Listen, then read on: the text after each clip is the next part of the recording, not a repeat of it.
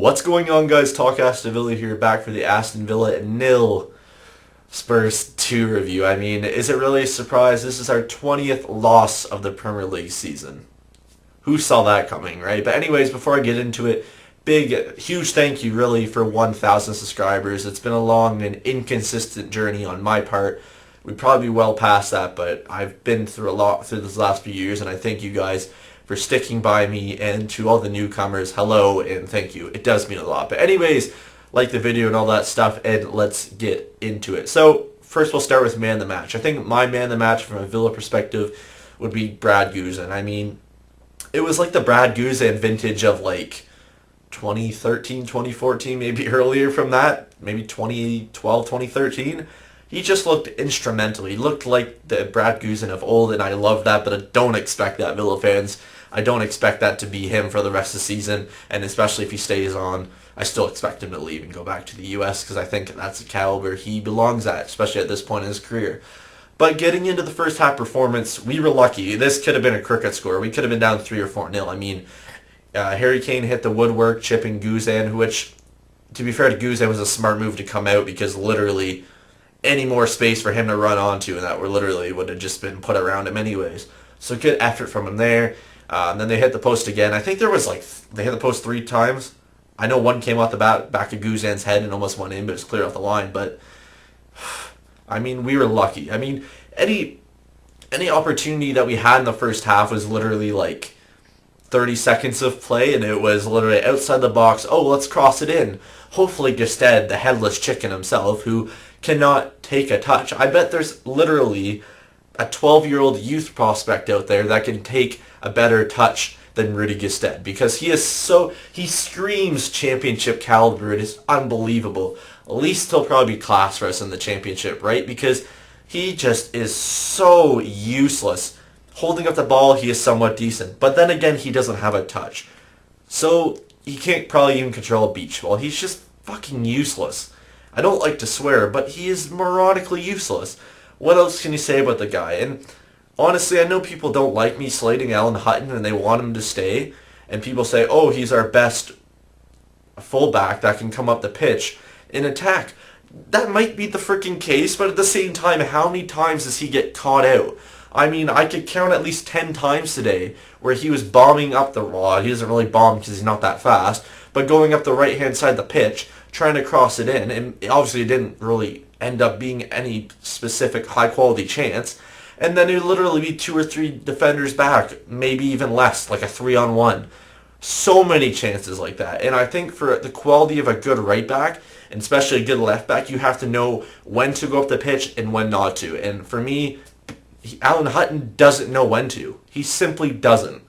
So for people that think he should stay on, maybe he'll be good in the championship, but honestly, at this level, he's brutal. And I just don't think that will be solved in the championship, because the championship, in terms of quality, is getting better. But anyways, getting back into the game. Going down in the first half 1-0 at the very end of the first half wasn't really a surprise, was it? I mean, Dele Alli plays in Kane. It's 1-0. You're thinking, fuck, this is going to be a cricket score. And it's just amazing to see one goal just brings everyone's level from, well, like this would be the highest, if you can see this. This would be probably where Villa fans are right now. And then it just drops to absolute zero shit. I mean, that's what it goes to. And you know what? To be fair, we came out in the first minute or two. We played quite well. But then again, we're drilling around the box. Literally, Alderweireld, or however the hell you say it, must be having a field day, because he doesn't even have to move. I mean, they just sit there. They're fullbacks. They're center backs, if I can breathe properly. Literally, just sit there. It's as evident as that. I mean, we make it so easy for teams because we have no flow. There's no tactics. Like fucking tactics, Tim might have made more of a freaking attempt than that. I'm not saying Remy Gard's an awful manager, because honestly he was brought into a situation that was meant to fail, because obviously it wasn't backed in the window. But like with some managers, usually you're meant to have that literally boost as soon as they come in for like a few matches. And yes, we had some draws and we picked up a few wins, but like they were just so like sprawled out over the season that there was no momentum. It was like loss, draw, loss, win. Like There's no momentum, there's no fluidity, and we're not causing, especially a team like Spurs who are challenging for the title against Leicester of all teams, we're not causing them any problems. And if you know what, if we want to make a change in management, make it now. If there's someone out there we want to bring anyways, or if like that we don't want to wait till the summer and we know who we want now, bring them in now. I mean, there's no point of holding on anymore. Big shout out to Andre Green, the 17-year-old Villa prospect coming on. Honestly, he played 20 minutes and he honestly looked like the best outfield player for Villa.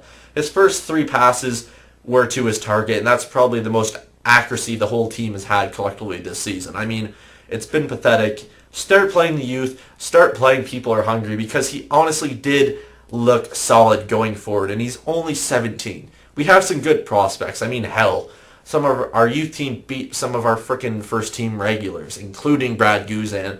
Start playing them. Start giving them opportunities, because honestly, this is pathetic. And full credits to Spurs, and again to Dele Alli and Harry Kane for getting the second goal. They are the perfect image of a successful English team with good ownership, good management, a great manager in Pochettino. What more can I say? They've done amazingly well there. They've bought well in the English market. They've bought supporting players and highly talented players in the foreign market, and they're looking to hold on to them. That is a kind of team you want to be. And for us, buying players for sell-on value because our owner doesn't give a shit, what success will that ever draw? It doesn't work. Look at Newcastle.